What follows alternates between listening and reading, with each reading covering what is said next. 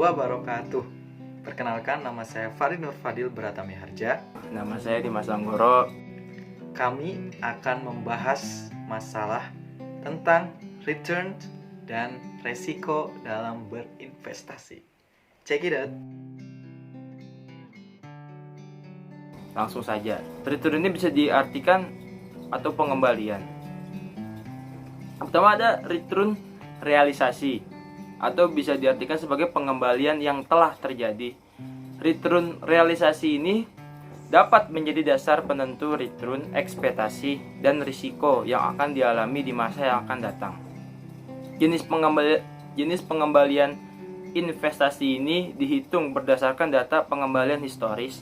Return realisasi ini penting karena akan digunakan untuk mengukur kinerja perusahaan dan menjadi tolak ukur dan mengukur return ekspektasi di masa yang akan datang. Yang kedua ada return ekspektasi. Return ekspektasi merupakan pengembalian yang diharapkan akan didapatkan oleh investor di masa yang akan datang. Berbeda dengan realisasi, jenis ini adalah pengembalian yang belum terjadi, sedangkan kalau return realisasi, pengembalian yang sudah terjadi. Tentu saja, seorang investor akan mengharapkan return dalam jumlah tertentu di masa depan. Namun, ketika investasi tersebut sudah selesai dan keuntungan yang didapatkannya telah benar-benar ia dapatkan, maka keuntungan tersebut menjadi return realisasi.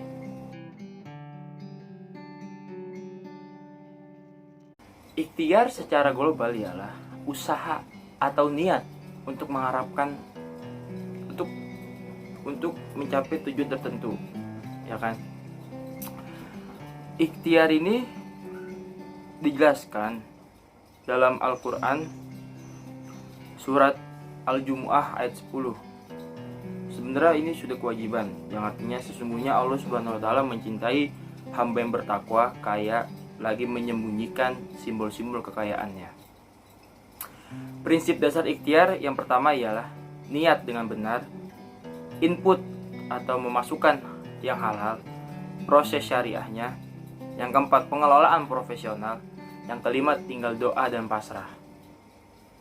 Nah, ini yang dimaksud dengan ikhtiar.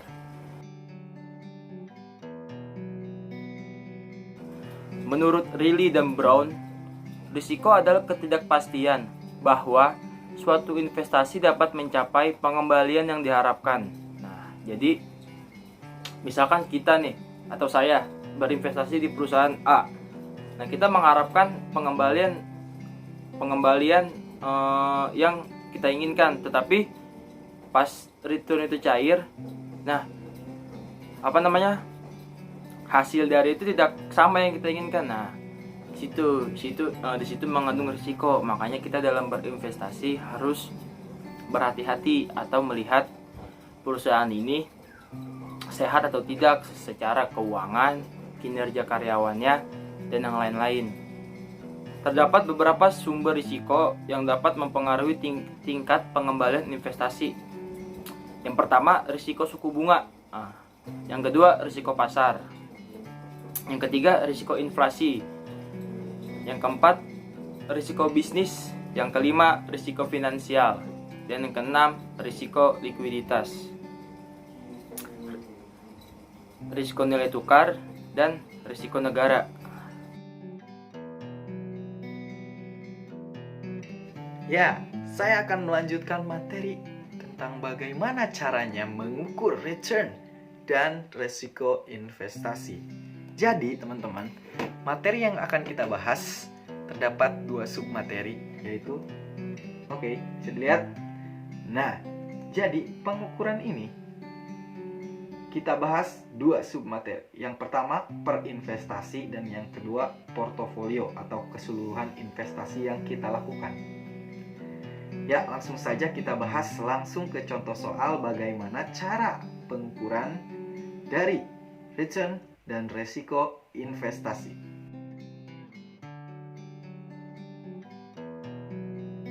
Ya, teman-teman, langsung pada contoh soal untuk menghitung ekspektasi return yang per satuan investasi. Contohnya, misalkan kita dapat ilustrasi sebuah contoh soal seperti ini. Dimas membeli sebuah saham pada tanggal 1 tahun 1 bulan 1 seharga 10.000. Nah, kemudian di akhir periode atau pada akhir tahun, harga saham tersebut berubah-ubah. Misalkan yang pertama ekspektasinya 9.000, yang kedua 11.200, dan yang ketiga 12.200. Maka berapakah ekspektasi return yang akan didapat Dimas apabila probabilitasnya dari 9.000 20%, dari 11.200 30%, dan dari 12.250%. Nah, langkah pertama kita harus menghitung return terlebih dahulu, kemudian rate of return, dan yang ketiga adalah produk. Nah, yang pertama, return. Return yang didapat Dimas ketika harga saham pada akhir tahun menjadi 9.000, maka returnnya adalah minus 1.000. Nah, ini adalah selisih dari 9.000 dan 10.000. Kemudian apabila 11.200, maka 1.200. Nah, dan kemudian apabila 12.200, maka selisihnya adalah 2.200. Nah, kemudian menentukan rate of return atau rata-rata dari return sebuah saham yang dibeli Dimas, yaitu kita tinggal membagi return yang telah didapat yang ini dengan harga awal. Nah, minus 1.000 dibagi 1.000, maka kita akan mendapat minus 10%. Nah, yang 1.200 maka 12%. Dan yang terakhir 2.200 dibagi dengan harga 10.000 mendapat 22%. Nah, setelah rate of return diketahui, kita dapat menghitung produk dengan cara mengkalikan probabilitas atau kondisi pasar dengan rate of return. Nah, misalkan, apabila harga tahun terakhir 9.000, maka produknya adalah 20% dikali minus 10%. Hasilnya adalah minus 2%. 30% dikali 12%, hasilnya adalah 3,6%. Kemudian 50% dikali 22%, hasilnya adalah 11%. Maka jumlah dari produk ini adalah 12,6%. Nah, ini dia yang disebut ekspektasi return.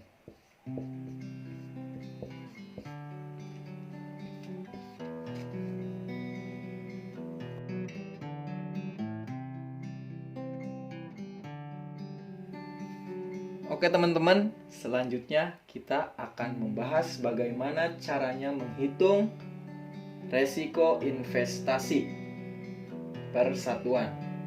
Resiko investasi sendiri dirumuskan sebagai standar deviasi sama dengan akar daripada varians.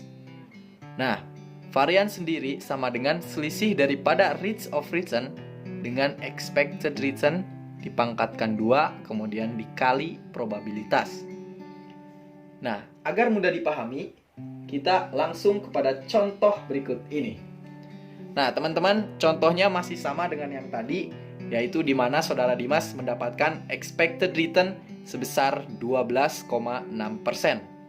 Langkah pertama, kita harus menghitung selisih daripada rate of return dengan expected return.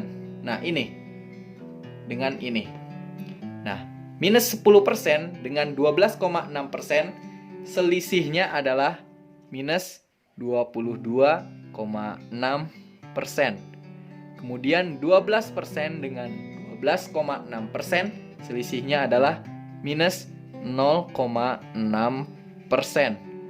Kemudian 22% dengan 12,6%, selisihnya adalah 9,4%. Nah, selanjutnya selisih ini kita pangkatkan 2. 22,6% dipangkatkan 2, hasilnya adalah 0,051076. Kemudian 0,6% dipangkatkan 2 menjadi 0,000036. Selanjutnya 9,4% dipangkatkan 2 menjadi 0,011236. Setelah mendapat hasilnya, kita tinggal menghitung varians, di mana selisih yang dipangkatkan ini kita kalikan dengan probabilitas. Nah, probabilitas 0,051076 dikalikan 20%. Maka hasilnya adalah 0,0102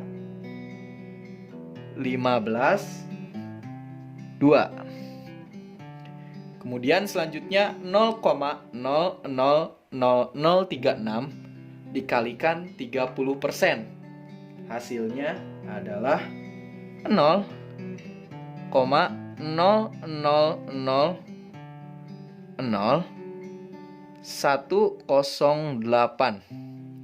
Selanjutnya adalah 0,011236 dikalikan 50%. Maka hasilnya adalah 0,05618. Kemudian setelah variansnya ditemukan, kita jumlah. Nah, hasil dari semua ini adalah 0,015,844. Nah, setelah varians diketahui, kita bisa menghitung standar deviasi atau resiko investasi. Jadi, standar deviasi sama dengan akar dari 0,015844. Nah, akar daripada 0,015844 adalah 0,1259 atau menjadi 12,59%. Nah, jadi standar deviasi atau resiko investasi yang diterima oleh Saudara Dimas dari expected return 12,6% adalah sebesar 12,59%, baik itu naik ataupun turun.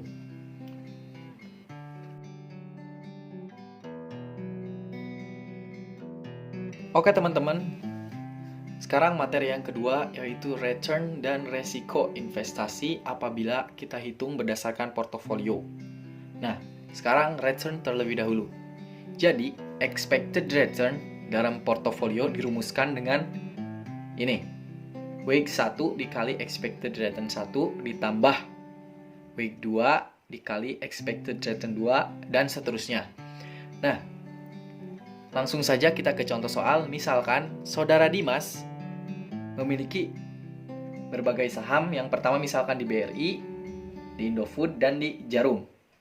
Nah, di BRI expected return-nya 4% dengan kepemilikan atau weight 25%, di Indofood 8% dengan kepemilikan 25%, dan di Jarum 12% dengan kepemilikan 50%. Nah, langsung kita hitung teman-teman. Wake dikali expected return, artinya 25% dikali 4%. Hasilnya adalah 1%. Kemudian 25% dikali 8% expected return dari Indofood, maka hasilnya adalah 2%. Dan kemudian yang terakhir dari Jarum, kepemilikannya 50% dikali 12%, hasilnya adalah 6%. Maka keseluruhan dari ini adalah ekspektasi return yang didapat oleh saudara Dimas adalah 9%. Jadi jumlah dari semuanya. Nah, begini teman-teman.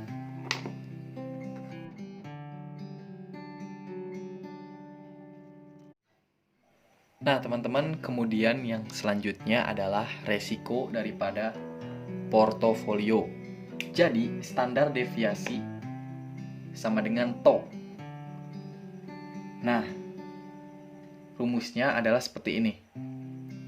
Standar deviasi sama dengan WIG 1 pangkat 2 dikali TO 1 pangkat 2 ditambah WIG 2 pangkat 2 dikali TO 2 pangkat 2 ditambah 2 kali WIG 1 kali WIG 2 dikali RO dikali TO 1 dikali TO 2. Nah, langsung saja ke contoh soal. Misalkan kita dapat soal, saudara Dimas, dia menanam saham di BRI dan di Jarum. Di BRI, expected return-nya adalah 12% dan di Jarum 14%. Sedangkan resikonya adalah 20% dan 30% di Jarum. Kemudian kepemilikan dia di BRI 50% dan di Jarum 50%. Dan diketahui ROE-nya adalah 0,2. Maka standar deviasi dari portofolio ini kita tinggal masukkan sesuai rumus.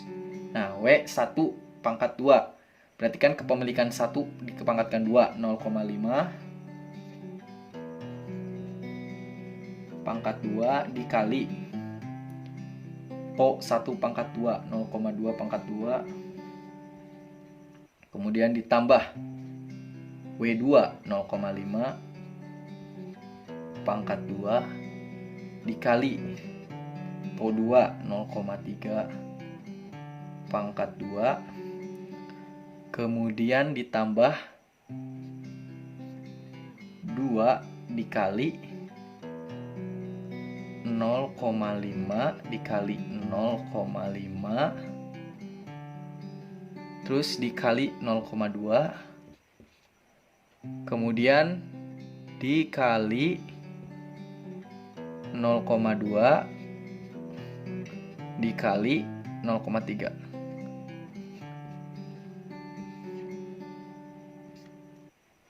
Nah, dari hasil ini semua saya telah menghitungnya menjadi akar daripada 0,0385. Nah, akar dari 0,0385 adalah 0,1962 atau sama dengan 19,62%. Nah, jadi standar deviasinya adalah 19,62%, teman-teman. Nah, begitu. Oke teman-teman, selanjutnya saya akan menjelaskan tentang purifikasi investasi. Sebelumnya, investasi itu dibagi menjadi dua, yaitu investasi syariah dan investasi konvensional. Tentunya keduanya memiliki dewan pengawas masing-masing. Karena hubungannya dengan purifikasi investasi, maka kaitannya dengan investasi syariah tentunya. Nah, investasi syariah memiliki dewan pengawas syariah yang berdiri sesuai dengan Quran Surat At-Taubah ayat 105. Nah, apa sih fungsi dewan pengawas syariah ini? Jadi, setiap kegiatan ekonomi yang berbasis Islam akan diawasi oleh DPS sebagai wakil dari Allah Subhanahu wa taala melalui surat At-Taubah ayat 105. Nah, sekarang Purifikasi. Apa sih purifikasi? Teman-teman, purifikasi adalah suatu pembersihan. Pembersihan dari apa? Dari segala sesuatu aspek non halal, baik itu maisir, riba, ataupun judi. Nah, seperti itu. Ketika dalam sebuah investasi, tentunya kita mengenal sebuah investasi konvensional. Investasi konvensional tidak mengenal hal tersebut. Jadi, keuntungan murni, keuntungan milik kita. Sedangkan berbeda dengan investasi syariah. Nah, sesuai dengan Fatwa MUI nomor 20 pasal 11 ayat 2 bahwa manajer investasi syariah harus mampu memisahkan antara keuntungan yang halal dan non halal. Nah, keuntungan halal dan non halal itu akan dipisahkan, teman-teman. Nah, keuntungan yang halal untuk kita pribadi dan keuntungan non halal akan diberikan untuk kegiatan sosial. Pokoknya untuk diberikan kepada orang lain, seperti itu. Jadi, intinya purifikasi investasi adalah pembersihan terhadap investasi yang kita lakukan. Seperti itu, teman-teman. Terima kasih. Wassalamualaikum warahmatullahi wabarakatuh.